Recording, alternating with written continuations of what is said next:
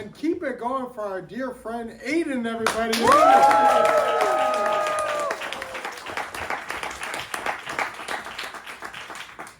Thanks everybody for coming. I remember my first job out of college. It was a 6-month contract at a place called Dresdner Bank in Dublin.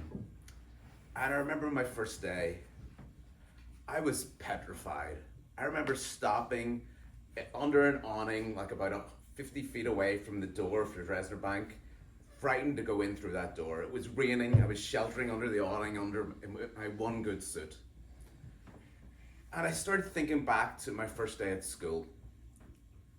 My first day at school was a nightmare. My brother left me at the wrong classroom.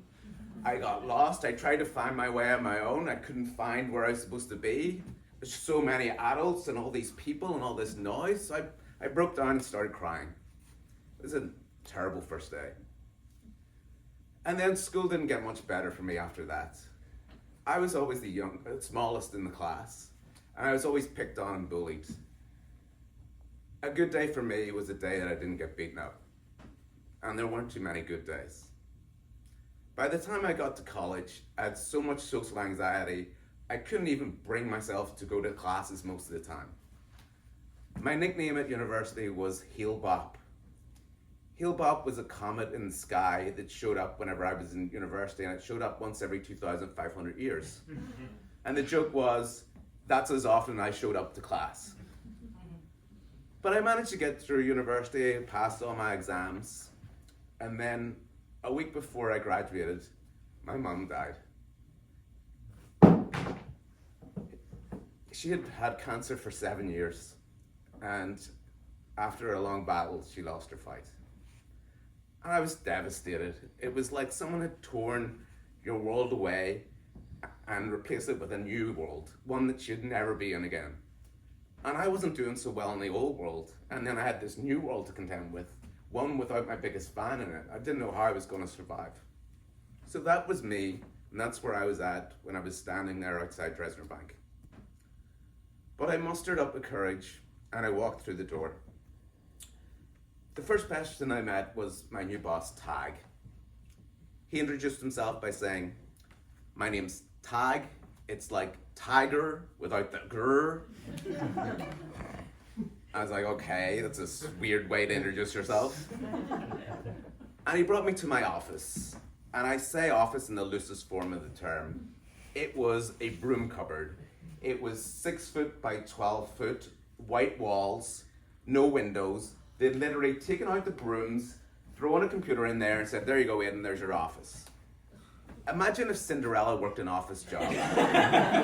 That's exactly the office she'd be working in.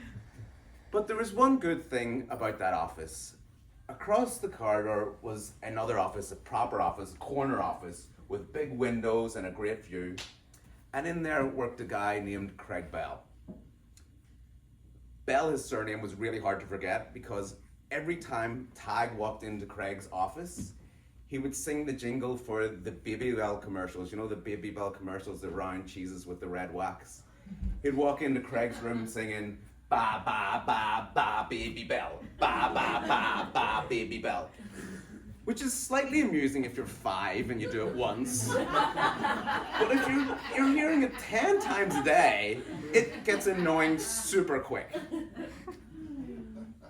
Craig was everything I wanted to be. Tall, dark and handsome, always immaculately dressed.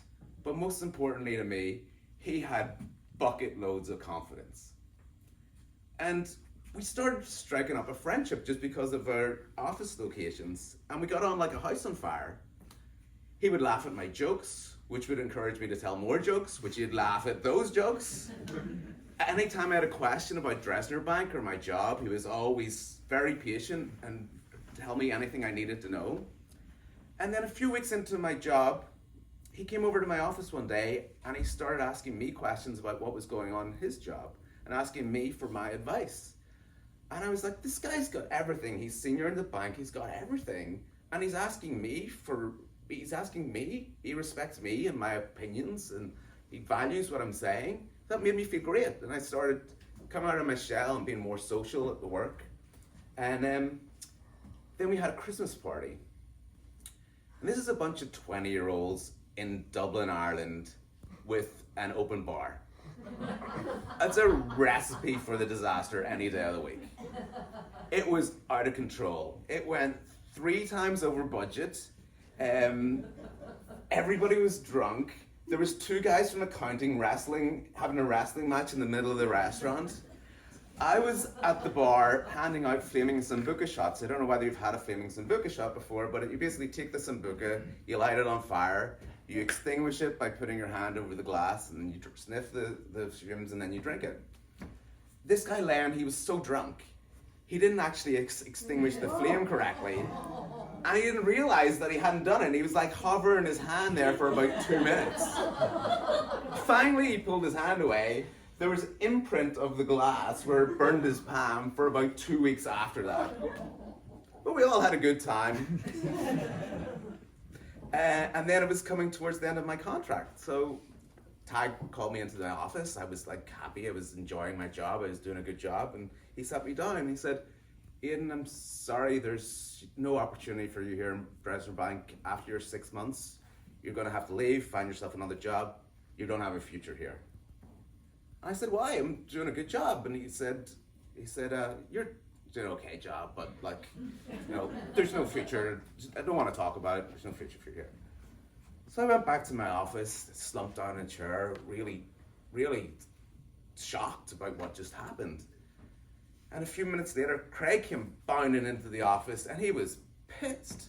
He said, I can't believe what they just did. They just fired you. And I said, yeah. And he said, do you know why they fired you? And I said, no, Tag didn't say. He goes, I just had it out with Tag. He said, they're firing you because of what happened at the Christmas party. And he said, everybody was out of control at that Christmas party. This is a joke.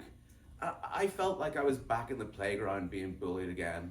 I felt like I'm being picked on for being the weakest there that he could fire.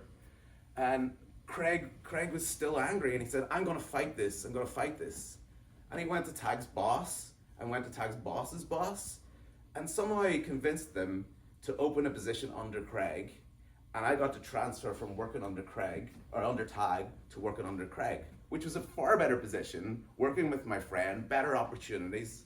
I loved it. He taught me everything he knew. It was filled with laughter and learning all the time. And then a year into working with him, we went out for lunch.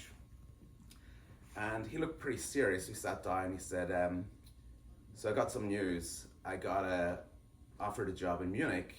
It's a great job. And I started congratulating him. I was sad that he's going to leave, but I was happy for the guy. But he's still looking serious. He didn't look like he was happy. And he said to me, it's just not the right time for me. I can't leave Dublin at the minute. It's just personal circumstances. It's not right. But I'm going to tell him tomorrow that I'm not going to take it.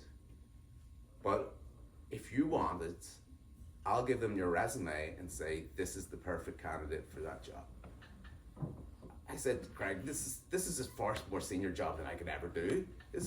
I couldn't do that job. He goes, Aidan, I taught you everything I know in 6 months. You have so much potential. You're so smart. You could do this job standing on your head. 2 days later, I got the job in Munich. 4 weeks later, I was on a flight to Germany, to a country I've never been before, where I didn't speak the language, I didn't know anybody, but with a gift from Craig. After a year and a half at Dresdner Bank, he gave me the greatest gift I could get. He gave me the confidence to be me.